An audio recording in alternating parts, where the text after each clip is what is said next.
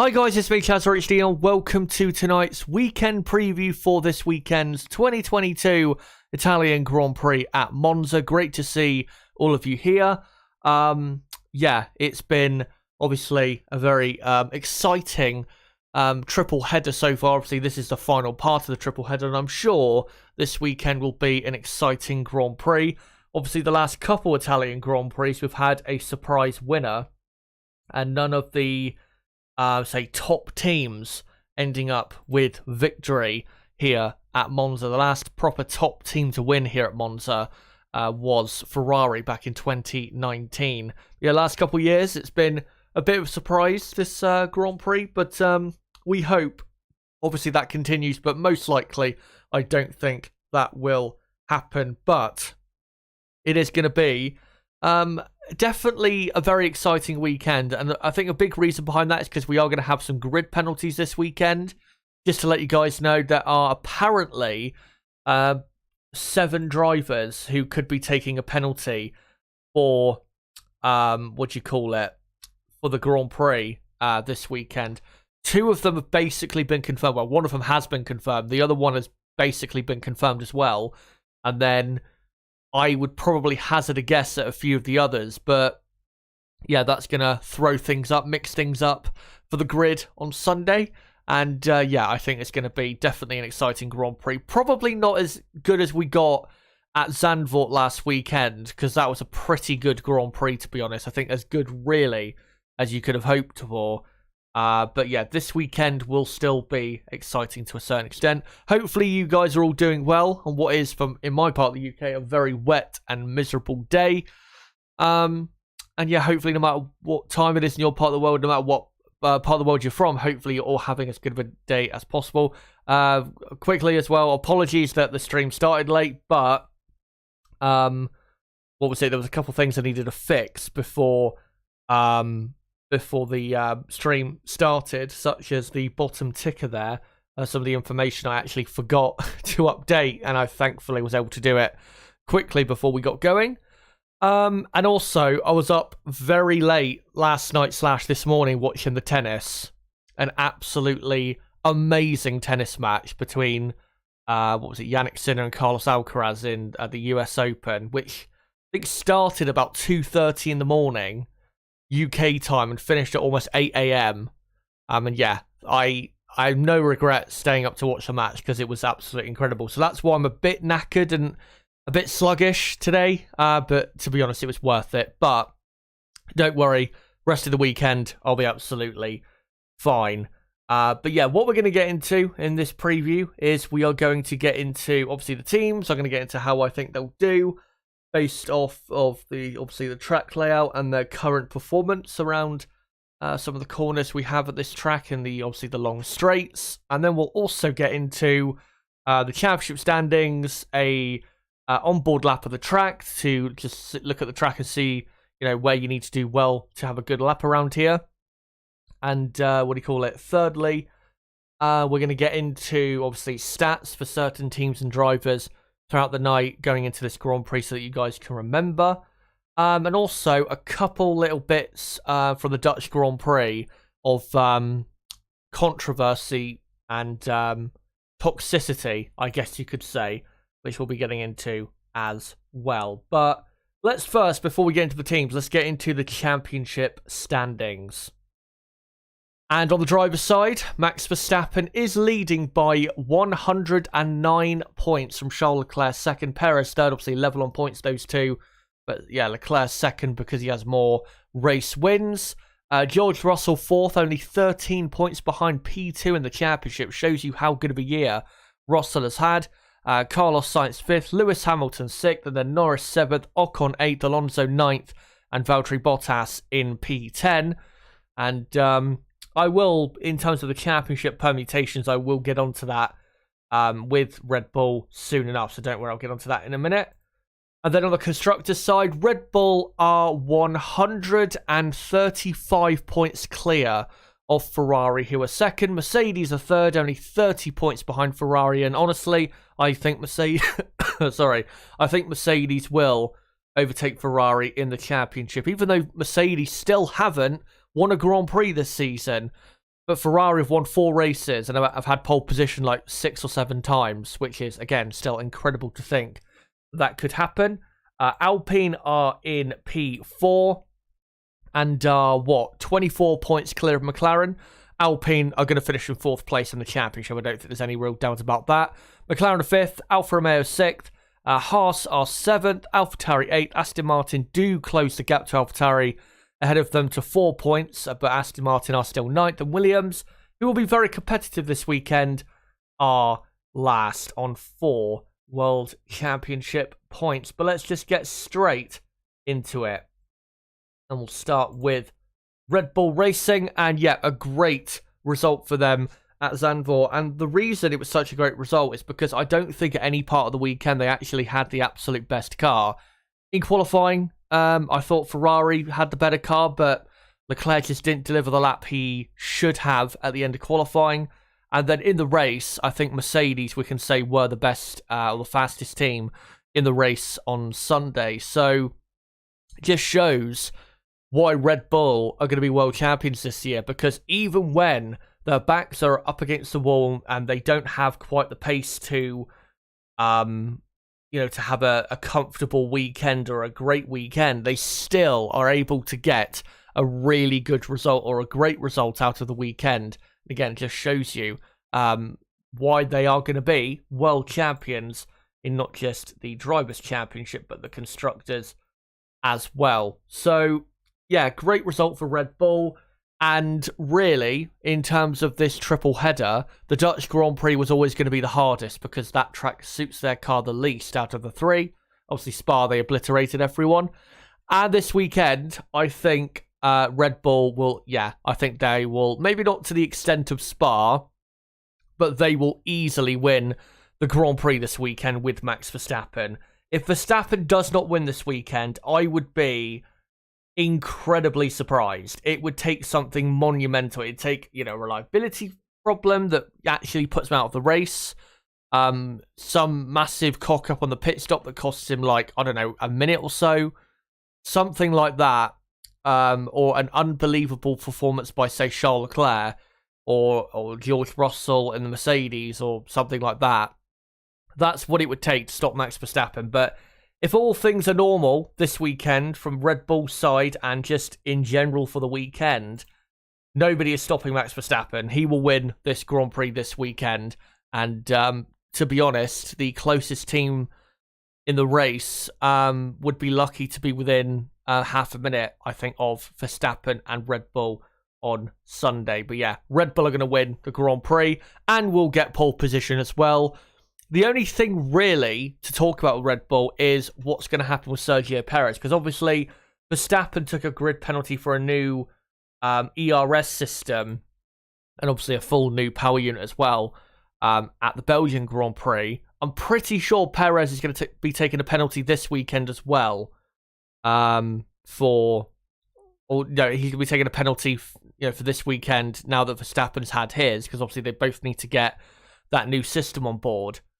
So, I think if Perez is starting from near the back of the field, one thing that will be very interesting is, with Red Bull having definitely by far the best car for this track, will Sergio Perez be able to fly through the field and finish second or third? If he finishes, say Max Verstappen wins, if Sergio Perez finishes second, even though he'll start probably 14th or 15th if he has that grid penalty, then that would just show how absolutely disgusting the pace of the Red Bull is around a track like this. But yeah, Red Bull are winning the Grand Prix this weekend. I have no real doubt about it. Let me know, guys, in the chat whether you disagree, but I just don't see how Red Bull are stopped unless something miraculous happens that we just didn't see coming at all.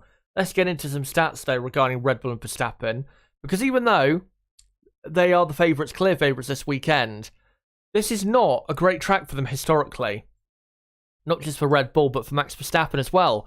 Max Verstappen has never won the Italian Grand Prix or finish on the podium. He did finish on track third in 2018, but was given a penalty. That was an amazing weekend from Max to finish on track third in a Red Bull car that was so slow compared to the Mercedes and Ferrari. But yeah, was given a penalty for a contact with Valtteri Bottas in that race. But yeah, Verstappen has never had a podium at the Italian Grand Prix at Monza. Red Bull's last win at Monza was in 2013 with Sebastian Vettel 9 years ago. And yeah, I think they definitely will make sure to update that record. And in terms of the championship permutations, Max Verstappen needs to outscore P2 in the World Drivers' Championship by 21 points in the next 2 races to win the World Drivers' Championship. Now, of course, Leclerc and Perez are both level on points on 201, and obviously Leclerc only ahead because he has more race wins in 2022. So, yeah, as long as he is outscores Leclerc and Perez by at least 21 points this weekend and next weekend combined, then he will be world champion at the checkered flag in Singapore. To be honest, I think, and by the way, Triban, no, Verstappen cannot win the championship this weekend.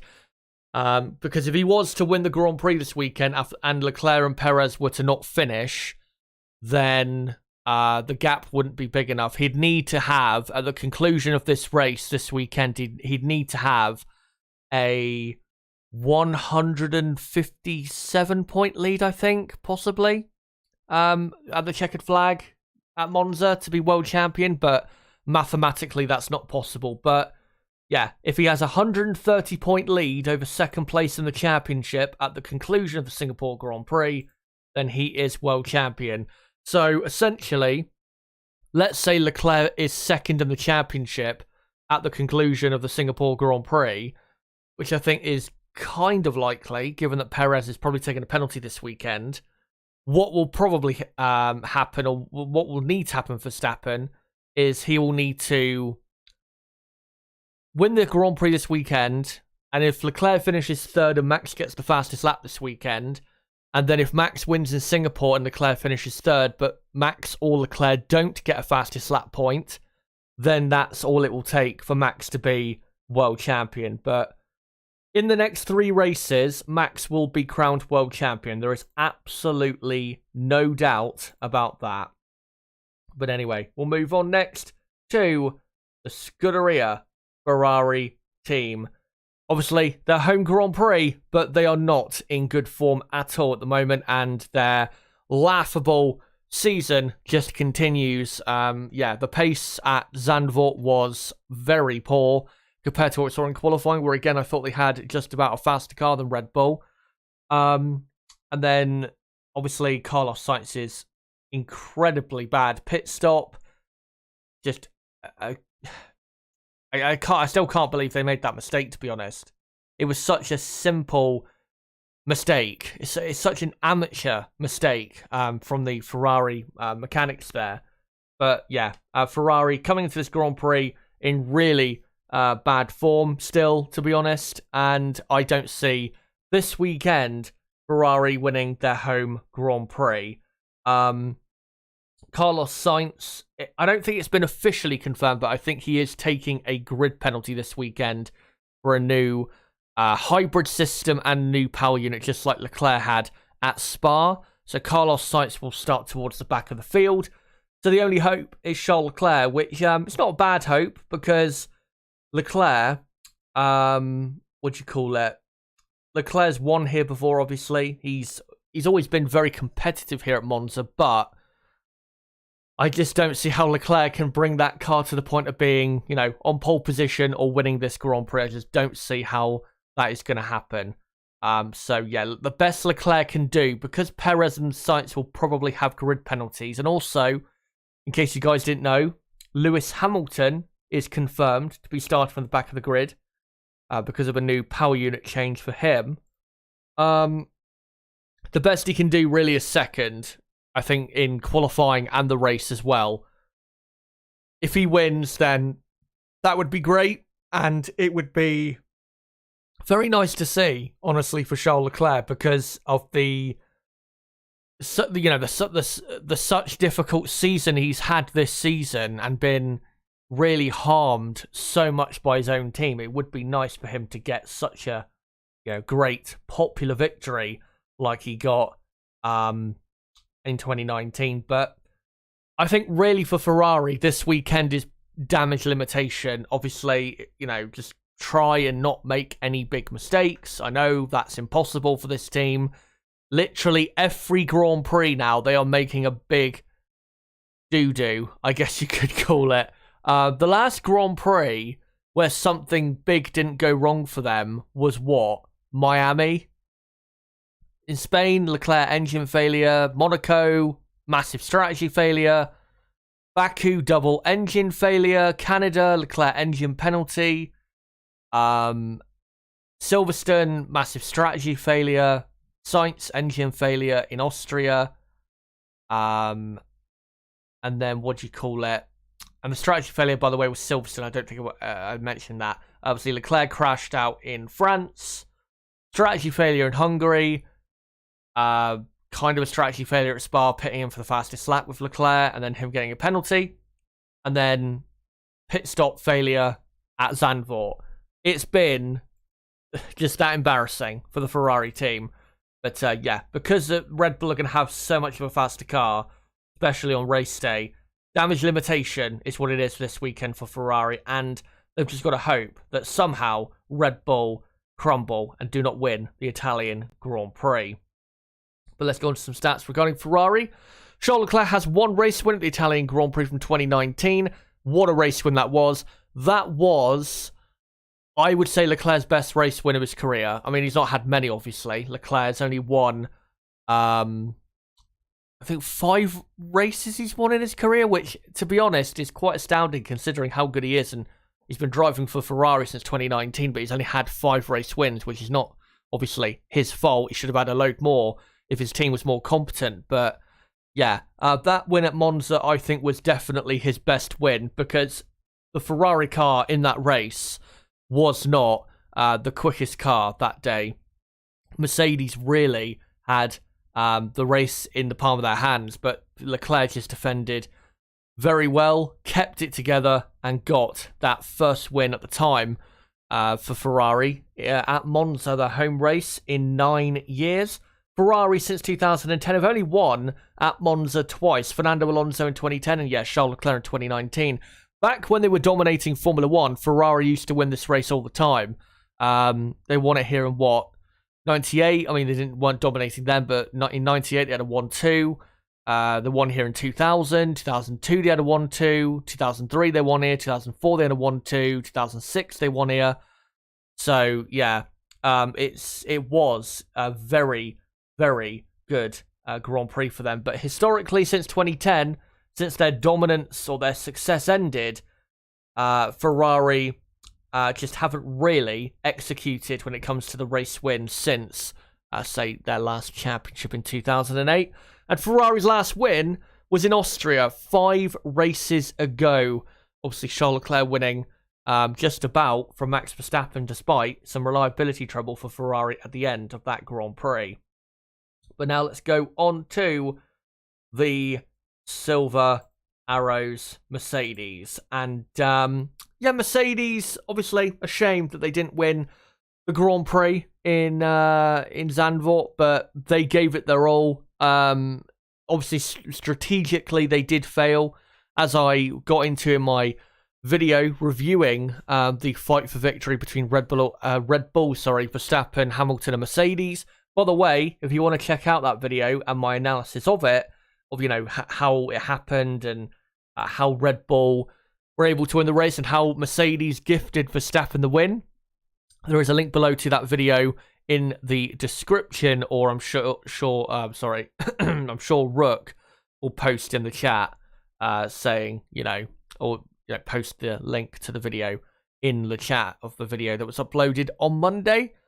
But yeah, they had a very quick car at Zandvoort, and to be honest, even though they still didn't get the win, they should be, I think, very optimistic with the weekend they had, because nobody expected them to be especially after the Belgian Grand Prix weekend. Nobody expected them to be that competitive. They were much more competitive at Zandvoort than I was expecting. I thought they'd be competitive for like a podium, probably, at Zandvoort because of how poor Ferrari are, but I didn't think they would be the quickest team in the race and probably deserved on pace to win. Did they deserve to win the Grand Prix overall? I would say no, because I think strategically they got it wrong in the end, but based on pure pace, I think Mercedes did deserve to win that Grand Prix. And nobody would have expected that or was expecting that coming into the Grand Prix weekend. So it's a good sign that Mercedes, maybe their car is, because obviously the technical directive was a lot more effective in terms of affecting the pace of the cars at Zandvoort than it was at Spa.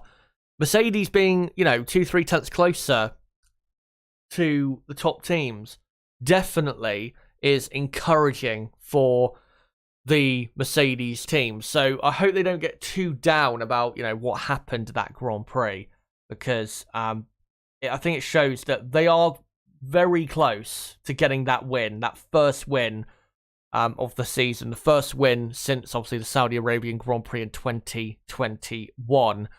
But looking at this weekend, Lewis Hamilton will be starting from the back of the grid. He has a grid penalty for a new power unit. I don't believe they fixed his power unit that I was saying that, what do you call it? That, what was it I said last week? That Mercedes were trying to fix the power unit that was damaged from Spa for him to use this weekend at Monza, but I don't think they could fix it. That's not a fact. I'm just trying to see if that is indeed... yeah, it is indeed the case. Mercedes had to replace the damaged Spa engine, so that's why he's having to take on this new power unit, and that has incurred a grid penalty. So Lewis Hamilton, because Mercedes are... because Mercedes are out of, or they're not going to be in the fight really at all this weekend for the race win, because this track just doesn't suit their car really that well at all. Lewis Hamilton is basically out of play this weekend. The best he can do, really, Hamilton, is probably a 5th place on Sunday. So all hopes are pinned on George Russell. Now, yeah, Mercedes won't be as competitive this weekend, but I don't think it will be, I don't think it's going to be as bad, let's say, as people are expecting. Because at Spa, for example, where they were really bad, not just were they lacking straight line speed, but also it was very cold on Friday and Saturday, which is why they were so slow compared to what they were like on Sunday, where they were actually decently quick compared to Ferrari. But here at Monza, it will be a lot warmer, as it usually is, compared to Spa. On Saturday and Sunday, it's expected to be, I think, at least 25 degrees Celsius for those 2 days. So they won't suffer with the tyre temperature issues, thankfully. And then, in terms of the track layout, even though, yes, you have, long straights, and Mercedes just don't go really well on tracks with overly long straights, some of the corners here at Monza, they are suiting more so the Mercedes car than, say, the track at Spa, because even though you have the very slow first 2 chicanes, the 2 Lesmo corners and the Ascari chicane and the Parabolica, the Mercedes car should handle pretty well through those corners, because the Mercedes is pretty good in the high-speed corners. So I don't think it will be actually that bad of a weekend for them. They're not going to be competitive in terms of fighting for pole or the win, but I think they could absolutely finish on the podium. I don't think there's any doubt about that, because of the penalty situation. Hamilton taking a penalty, but probably Perez and Sainz as well. I've just seen that, and it was rumoured that the Queen was in bad health, and I've just seen that the Queen has sadly passed away. But yeah, make of that what you will. I mean, obviously, it's objectively sad, but I'm not going to share my full opinions on it unless I'm wanting to be cancelled. But, yeah, Mercedes, I don't think they'll be that bad this weekend. I still think they'll probably end up on the podium with George Russell. And as long as they can outscore Ferrari in this Grand Prix this weekend, then I think that'd be a good takeaway from the Italian Grand Prix. Anyway, let's go on to some stats regarding Mercedes at the Italian Grand Prix at Monza. So Lewis Hamilton has won the Italian Grand Prix 5 times previously. His first win here was in 2012 for McLaren. Mercedes it's supposed to have say won that stat. I don't know why it says have there. Mercedes have won the Italian Grand Prix 5 times since 2014, but their last win at Monza was in 2018. So even though they've had great success here in the last 8 years, the last 3 years, it just hasn't gone to plan for them. Obviously, last year, the contact with Hamilton and Verstappen cost them massively, even though they had by far the quickest car last year at this Grand Prix. 2020 should have won easily, but yeah, obviously you had that mental red flag situation. Hamilton getting a penalty for pitting when the pit lane was closed. And then 2019, simply, Leclerc was too good. So yeah, that's why Mercedes ended up not winning the last 3 Italian Grand Prix, and probably they won't win this weekend either. But before, guys, I go on to the midfield teams, one thing I do want to go on to is with Ferrari, is their new livery for the, for the Grand Prix this weekend, and their new, race suit designs, because it is quite a bit different for what it would normally be. So let me just try and find it quickly. Let me just try and find this if I can. And here we go. Let me just get it up on screen quick. And yeah, you can see here, you see this Ferrari here. If I try and click on the tweet, you can see the driver number this weekend will be yellow, and the rear of where the shark fin area, I guess you could say, that's going to be yellow as well. And they've got Ferrari yellow writing on the rear wing, so I have to say, looks very, very nice on the Ferrari there. And let me just try and find here you go. Is this it? Yeah, this is it. This is the race suit designs for this weekend. Yellow they are going for this home Grand Prix. And then that's what the underneath looks like. I've got to say, these black overalls, black shirts underneath the overalls look very, very nice with the Ferrari designs here. So yeah, a nice look. Does kind of reminisce of the Jordan F1 team, but there you go in terms of Ferrari. But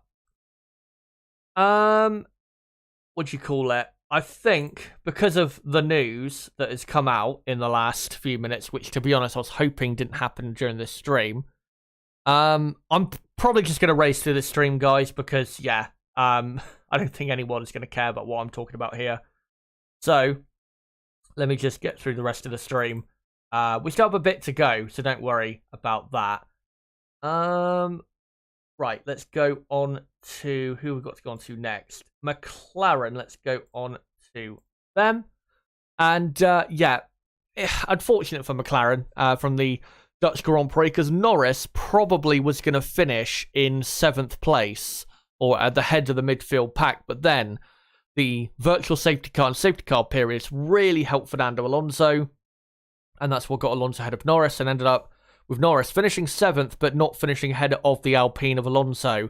Therefore, McLaren continued to sacrifice points to the Alpine team, and yet Alpine are going to finish 4th in the championship. I don't think there's any doubt about that. And for this weekend's race, McLaren are going to be shit slow. Yes, they had a 1-2 last year, but their car in terms of where it's strong is, well, it's completely opposite of last year. Last year, their strength was really at high speed. This year, it's more at slow speed. And yeah, at a very high speed track here at Monza, where you're on throttle, I think, for 80% or something like that of the lap. Yeah, McLaren are going to be very, very poor this weekend. And I think there is a chance that Daniel Ricciardo would be taking a grid penalty this weekend. The reason is because obviously Lando Norris took one at Spa, so I think there is a chance Ricciardo could be starting towards the back of the field. So watch out for that, guys, as we get into the weekend for proper. And hopefully by Friday night or Saturday morning, we should know who's going to be taking a penalty for the race on Sunday. Next up, Alpine. Also, they might be taking a penalty in one of their cars this weekend, because obviously Esteban Ocon had a new power unit in at Spa. So you'd imagine that maybe Fernando Alonso would be taking a new one on this weekend, which would be a bit of a shame, because with how fast the Alpine is going to be this weekend, Alonso, if he wasn't taking a penalty, I think Alonso would have a decent chance of a top 5 finish, but I think there is a decent chance he's going to be taking a penalty this weekend. And if that is the case, then it is all on Esteban Ocon. But in terms of the midfield, Alpine are going to be the quickest team. There is absolutely no doubt about that. And I'd be surprised if they don't score the majority of the points out of the midfield teams. It'd be a massive surprise if that did not happen. But we'll see what Alonso can do. If he does start from towards the back of the grid, that'd be an interesting race, I think, to see, how he does. He should still finish in the points, to be honest, because the Alpine is that quick, I think, compared to a lot of midfield teams. And Alonso, obviously, is performing at a very high level. So, yeah, Alpine will have a good weekend, and they will be definitely the quickest midfield team. Next up, Alfa Romeo. Kind of their home Grand Prix, even though it's still basically the Sauber team. And yeah, Alfa Romeo are just shit slow at the minute. And not just shit slow, they also have no reliability, as we saw with Valtteri Bottas, as you can see here at the Dutch Grand Prix. And I think Bottas is probably going to take a penalty as well. So yeah, Alfa Romeo will be probably just somewhere in the midfield outside the top 10, hovering around 13th and 14th, and will probably then not score a point. They're going to need a similar race to last year at Monza, where we had a few retirements and some craziness happening. That's really what they need, I think, Alfa Romeo, to score a point this weekend at Monza. Next up, Haas F1. Haas better. They were at Zandvoort, which is good to see. Maybe they are now starting to maximise that upgrade, but their race pace was still just not that great on Sunday. And Gunther Steiner has actually been talking about how they're already focusing on next year's car and have been for a few months now. So Haas have basically given up on this year's car, which is sad, because they did have the potential to finish in the top 6 of the championship. But Haas haven't really gone anywhere since, say, the 4th race of the season. They haven't really gone anywhere since then, and haven't scored that many points since that Grand Prix. So, yeah, Haas not really gone anywhere, and I don't think they're going to do that great this weekend. I mean, they will have some decent potential because their straight line speed is very good. We saw in Austria at that power track, they were very competitive. So, we'll see how they get on. Maybe I'll be surprised. It would be nice to see Mick Schumacher in the Haas. Obviously, this is a track where his father won in, 96, 98, 2000, 2003, 2006. Would be nice if Mick was to get a very good result and get some points for the Haas F1 team and try and get them closer to Alfa Romeo ahead of them in the championship. And now we'll go on to AlphaTauri, and I've got to say, since the summer break, they've been pretty, they've been pretty competitive since summer break. At Spa, obviously, they finished with Gasly 9th in the Grand Prix, despite him starting from the pit lane. And then at Zandvoort, obviously, Tsunoda qualified 9th, and they were running in a decent position for a bit of the race. So, yeah, AlphaTauri, they do seem to have improved in the last couple of weeks. And I think this weekend will be a good track for them, without a doubt, really, because it pretty much is the best suiting track for the AlphaTauri car.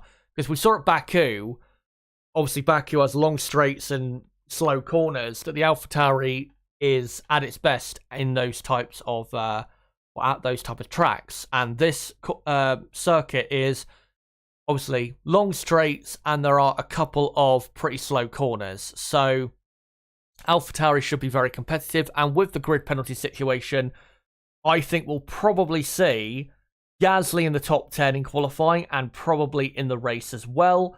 And then Yuki Tsunoda will probably be hovering around there as well. So look out for AlphaTauri this weekend.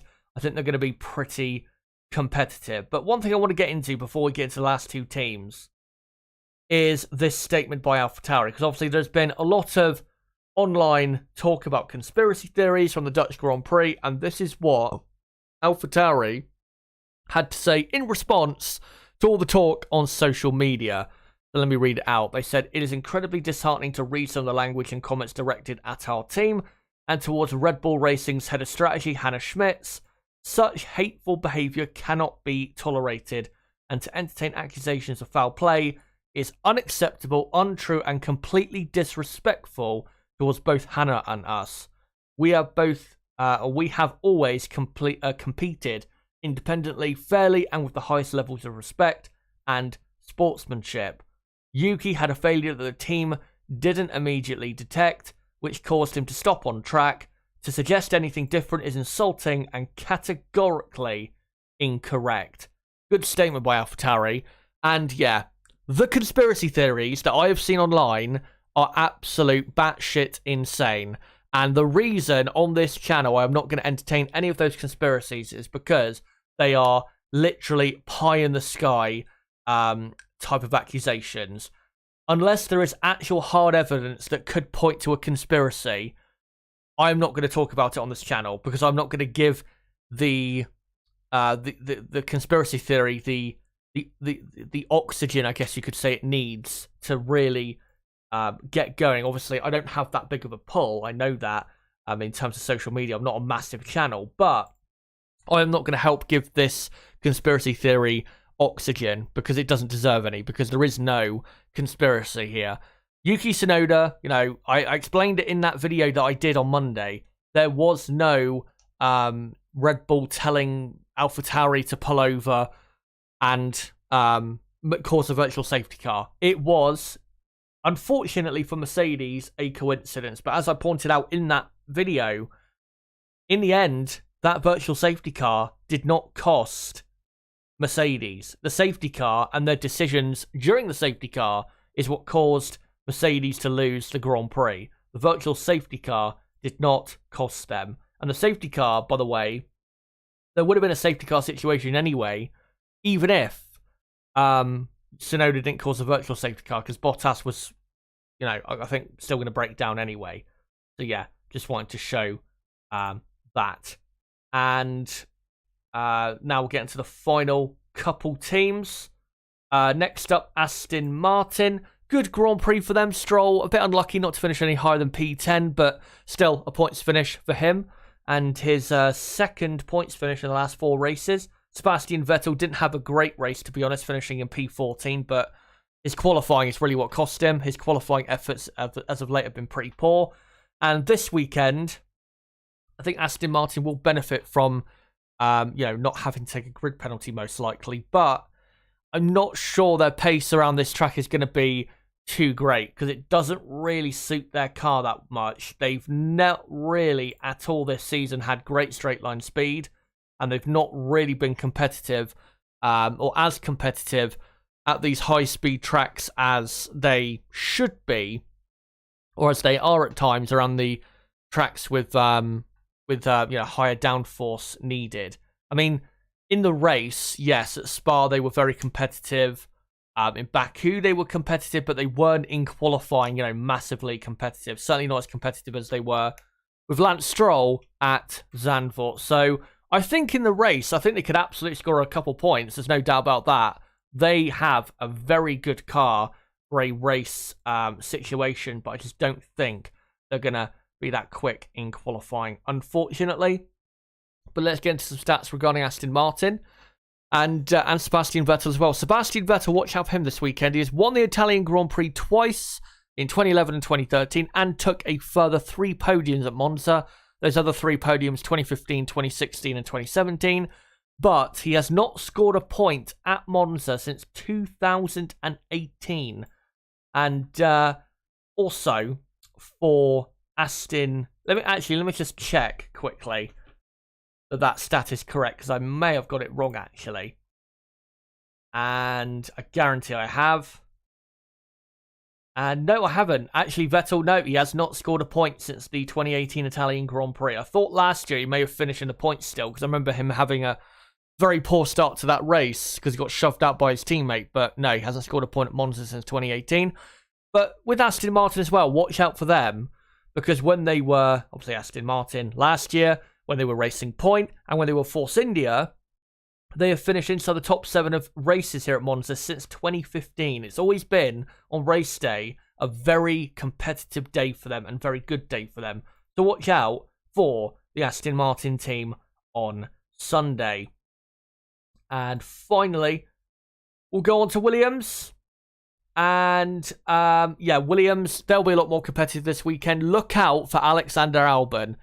The Williams car is the quickest car in a straight line on the grid, not just because of the way I think it's set up or designed, because they do have more of a Red Bull design now, do Williams, but also the lack of downforce definitely helps with Williams' straight line speed. So look out for Williams this weekend. Alex Albon, I think, is definitely a good contender for a points finish, and Nicholas Latifi is pretty good around this track as well, so look out for him too. Williams will be pretty much a midfield team this weekend rather than swimming around at the back of the field.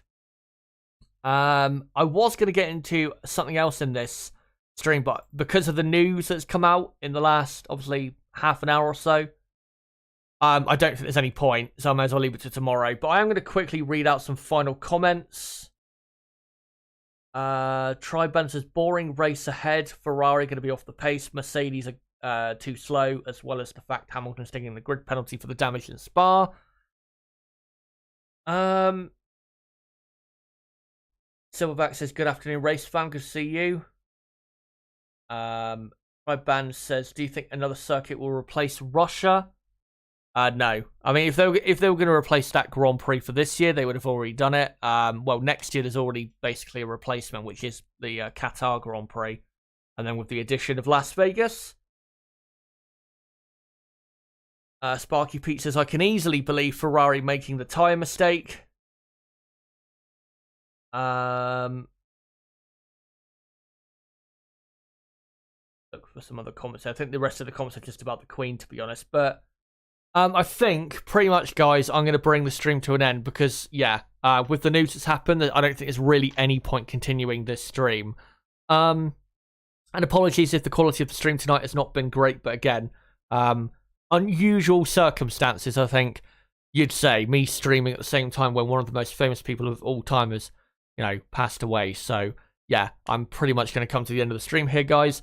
Cheers for coming along to this preview for the Italian Grand Prix weekend. I will make sure, I will be streaming, don't forget, guys, tomorrow at 6 p.m. UK time, an hour after Practice 2 finishes, for the qualifying preview for this weekend's 2022 Italian Grand Prix. Then on Saturday, I'll be live from 11:45 a.m. all the way through till 4:30 p.m. 11:45 till 1 p.m. UK time. We'll be live for the Practice 3 watch along. 1 till 3 p.m. I'll be building up to qualifying. 3 till 4 p.m. UK time will be the qualifying watch along, and then for about half an hour at least after the qualifying session finishes, I will be doing a reaction to the session. Then on the race day, I'll be live from 12 p.m. UK time all the way through to about 4:35 p.m. UK time. 12 till 1:30 will be the preview build up to the race. 1:30 p.m. till 4 p.m. will be the race watch along itself, and obviously the race watch along 2 p.m. UK time. Or the race itself starts at 2 p.m. UK time, and then for about an hour after the race finishes, I'll be reacting with you guys to the conclusion of the Italian Grand Prix. And then on Monday, if there is enough topics to talk, to do a video reviewing some of the main talking points on the Grand Prix, then that will come out on Monday as well, either as a recorded video or as a stream. I'll let you guys know once we actually get to the conclusion of the Italian Grand Prix on Sunday. But guys, that's it for the stream. Everyone watching right now, don't forget to smash the like button if you have not already. And if you are new to the channel, don't forget to subscribe for more content like this. And as well, don't forget to follow me on Twitter at ChazHD5. And don't forget to join my Discord server, link below in the description. But I guess I'll see you for probably a better preview tomorrow. And hopefully, because of the news that's happened just now, hopefully it'll be easier to focus on what is happening for this weekend. So until, guys, my qualifying preview tomorrow night, 6 p.m. UK time, again 1 hour after practice 2 finishes. It has been me, Chazza HD. Goodbye.